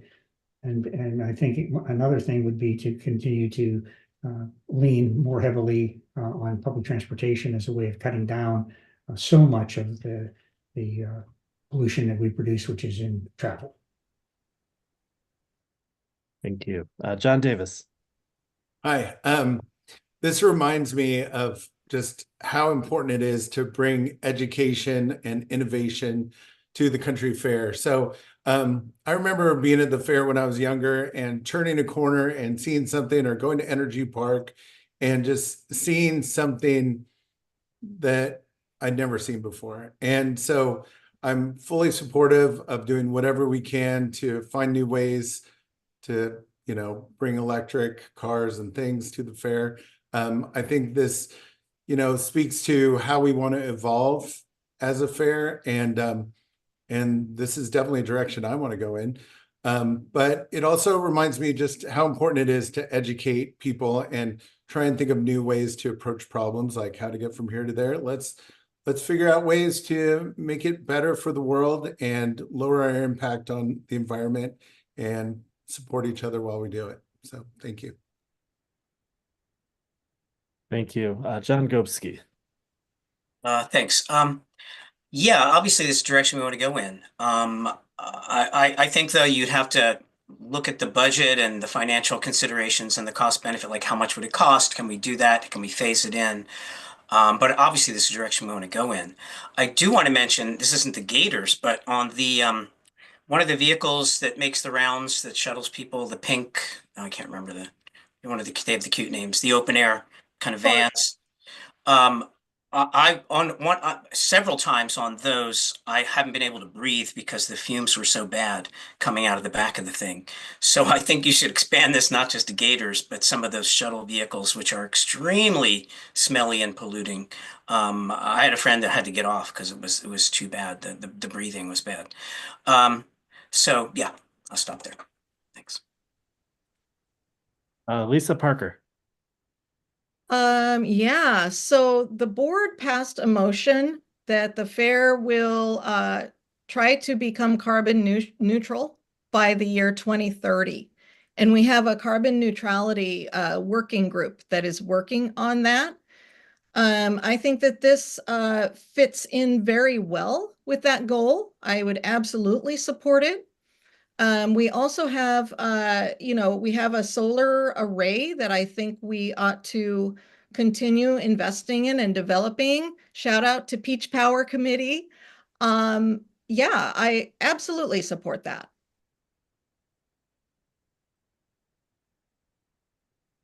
Thank you. And Paxton, you're finishing off this round for us. Thanks, Lisa, for mentioning Peach Power. Peach Power would like to set up a 50 kW array, on our property that we could actually use for charging vehicles and stuff like that. I'd love to move towards electric vehicles. I've had a dream of putting an electric motor in Godzilla. That anyway, that's would be a good way of showing it off. I'd love to move to more electric gators. However, they are very hard to come by, and we would rent every one in the Northwest if we were able to. And there's only in reality a dozen or more available for rent. So I don't think I would love to see us do that. We would need more charging facilities. My dream is actually since I saw Randy's electric tractor that he used for pulling around his wheelchair and also for pulling around one of the mowers when he was, this was 15, 20 years ago. Realize that what we need is an electric dragon to haul the peach carts. Our own our own power system, but I think the peach carts need an electric thing. And there's ways if it doesn't have enough power, we could electrify the wheels in the carts. Anyway, I'm thinking of that. Thank you, Paxton. Okay, for our next question, John Davis, you are going to start.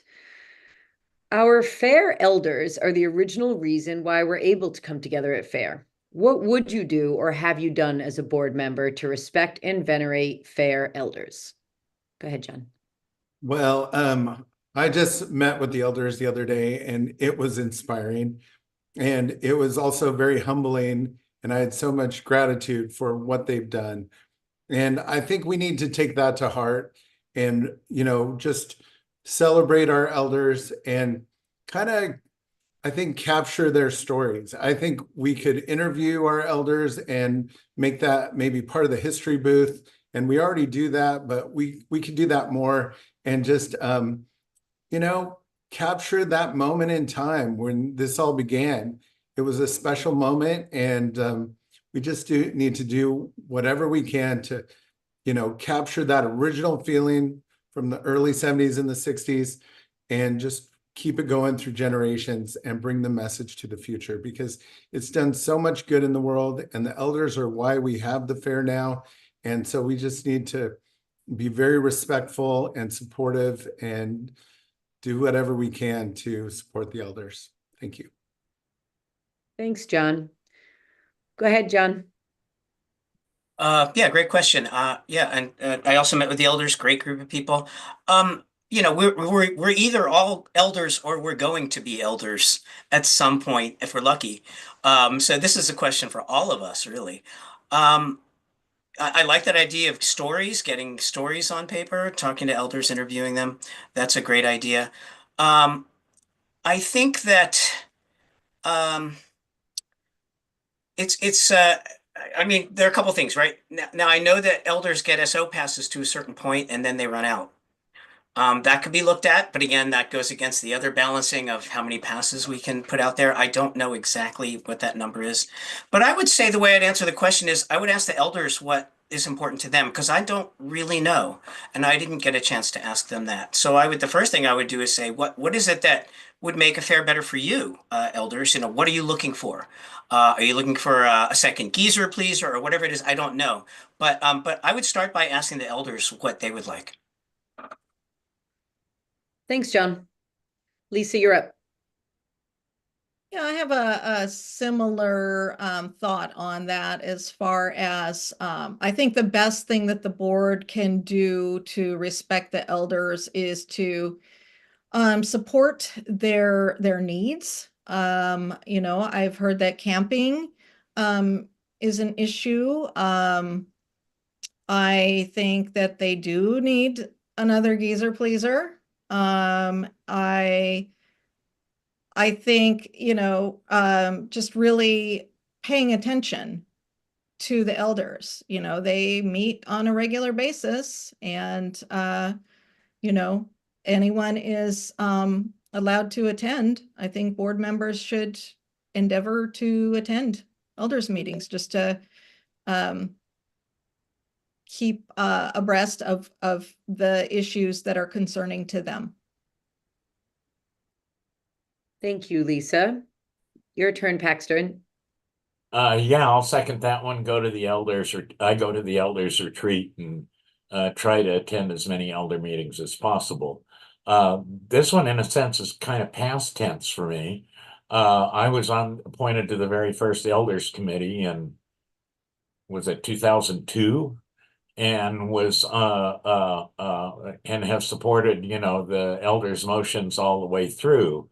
I kind of helped start elders and going to some of the committee meetings. I even went to one of the committee meetings in 2002 from Fiji, which was a fascinating internet experience. But I like the elders program. I think we need to pay attention more to how it's implemented. Camping and shuttles are two of the biggest problems with elders. Mobility and dispersed camping are something that needs more look at. Thank you. And shuttle systems. We need more shuttle systems for everyone, but that means it's important also, very important for elders who have limited mobility. Thank you. Thanks, Paxton. Go ahead, George. Well, I appreciate a lot of what I've heard already tonight on this issue, and certainly think that in looping the elders in is, you know, critically important. You know, it is also a fact that, you know, the elders are certainly a group that contributes to this growing internal population. And as we age, you know, there's going to be an increasing number of them, and you know, they are not free, just like anybody that comes out there. And so managing the costs associated with that, and once again, sort of tackling this issue of how much it costs us to put on the event is worth definitely thinking about. I know that there are an awful lot of elders, and my crew can speak to this for sure, that are still, you know, very actively involved, you know, within the fair. So it's not like everybody that reaches elder eligibility necessarily leaves the ranks and spends the rest of their time with the elders. Definitely. The value of them is important, and what they've contributed, what we've contributed to the creation of the fair needs to be recognized. But I do think that there needs to be some planning around how do we move forward, you know, given the, you know, the obvious significant increase in growth of the number of elders that's coming down the pike. Thank you, George. Next question, which John Gofsky, you will start us off on. Part of the mission of OCF is to transform culture in magical, joyous, and healthy ways. What does this mean to you, and how will you advance this mission as a board member? Oh, okay. Wow. Well, I know that the fair already does some pretty cool events, a variety of community events, Culture Jam. The land is used for different things that help the community. I think we should do more of the same that we're already doing, more outreach. We could do perhaps more educational events. You know, when I look at the goals of the fair, this is one of a lot of different goals. I don't know. I'm kind of flabbergasted as to how many goals there are at the fair. It's amazing. And I don't see a goal of putting on an event. That's kind of interesting. But yeah, I mean, just more of the same that we're already doing. I think the fair already is granting money to community organizations, granting money to organizations that reach out to, you know, at-risk youth and so forth. So I think we just continue to do more of the same. Thanks, John. Lisa, you're up. This is a very intangible thing. So it's, you know, it's very, very, very nebulous as to what it actually means. But I think that, you know, the fair itself, the fair event itself is what is intended to transform culture in magical, joyous, and healthy ways through the the programming we have with entertainment, through the handmade arts and crafts. And I think that as a board member, how I advance the mission is I am just very excited about FAIR. I'm very devoted to FAIR. For me, FAIR is not just an event. It's not a business. It's not just a festival. I feel like it's a community, and it is something that has transformed my life, certainly. And I think, it's really important to hold on to that as we go forward as board members in envisioning the future of what we want the fair to look like. Thank you, Lisa. Your turn, Paxton. I want to thank the mention of Culture Jam. My partner had 4 kids go through Culture Jam, and it really has changed all of their lives. That is truly a magical event that I would love to see us do more of. Now, I've talked with Robin and others about how we could expand it, and it's very, very difficult to do that. I think the key is to put on the best Culture Jam that we can and look for ways that maybe we can expand some day-long events into other parts of the community. The fair itself is the magical event, and we need to, that's what we're doing by being participants and, being creative and developing 3-chip interactions. I think is one of the things that really makes it a magical event is, treat each other with respect, get the job done, and have fun. That's good part of the magic. Thank you. Thank you, Paxton. Go ahead, George.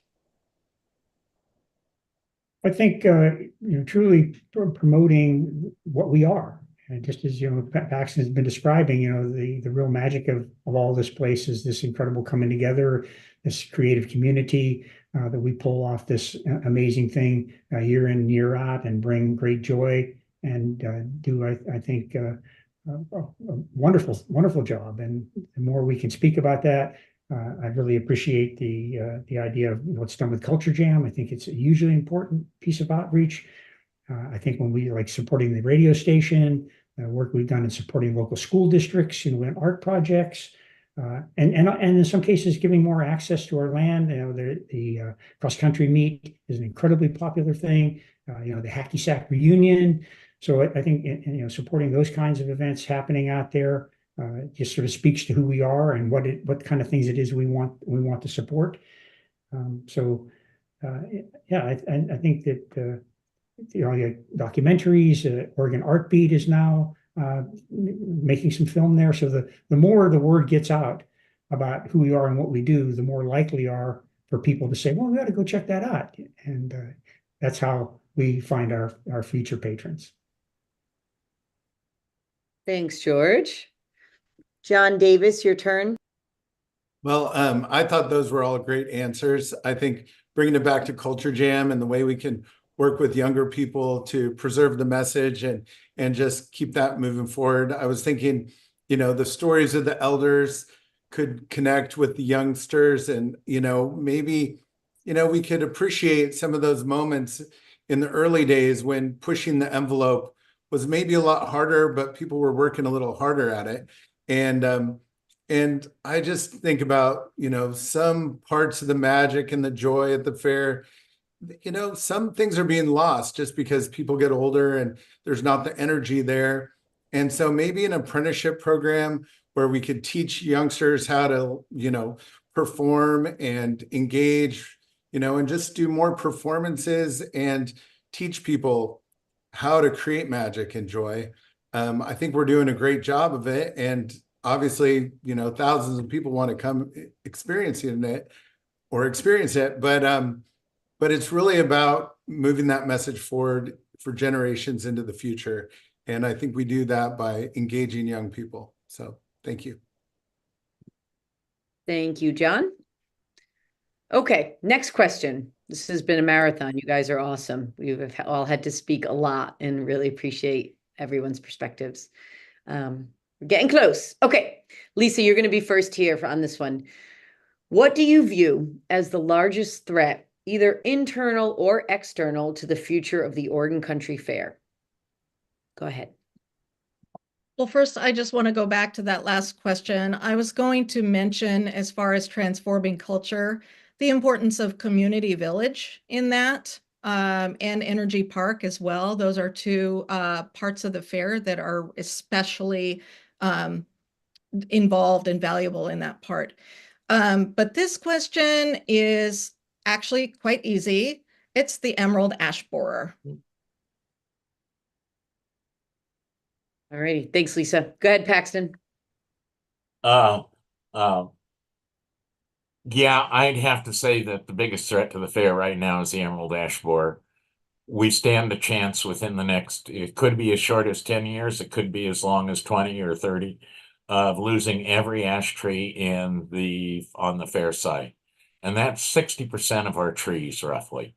So we need to start thinking, and we are already doing it, start planning on how we're going to do replacement of trees and things like that.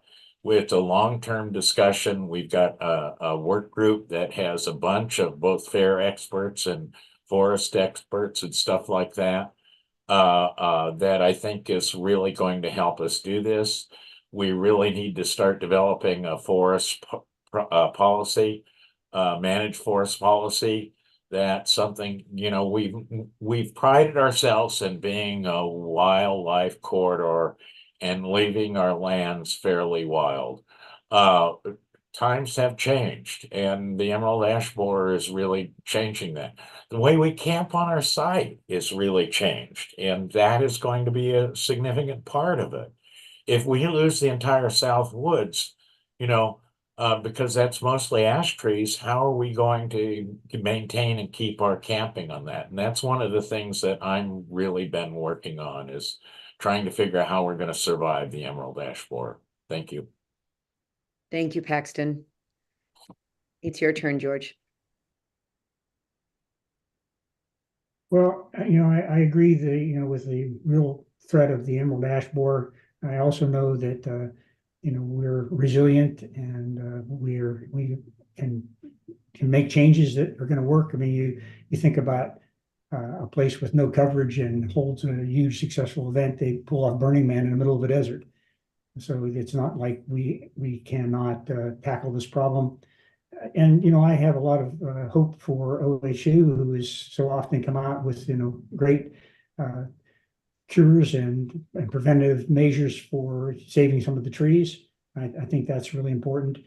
One thing that it concerns me, to be honest, is that over the 8 years that I've been on the board, we are now into our 6th executive director, and the difficulty of finding an executive director that can carry us forward and can help us put together a strategic plan with goals and missions that we all agree on. So I think there's some problems internally with the fair that need to be addressed in that regard, and I'm hoping that we can take that on. And I do see it as a significant threat if we aren't able to maintain and support leadership going forward, that we all share the same goals and visions.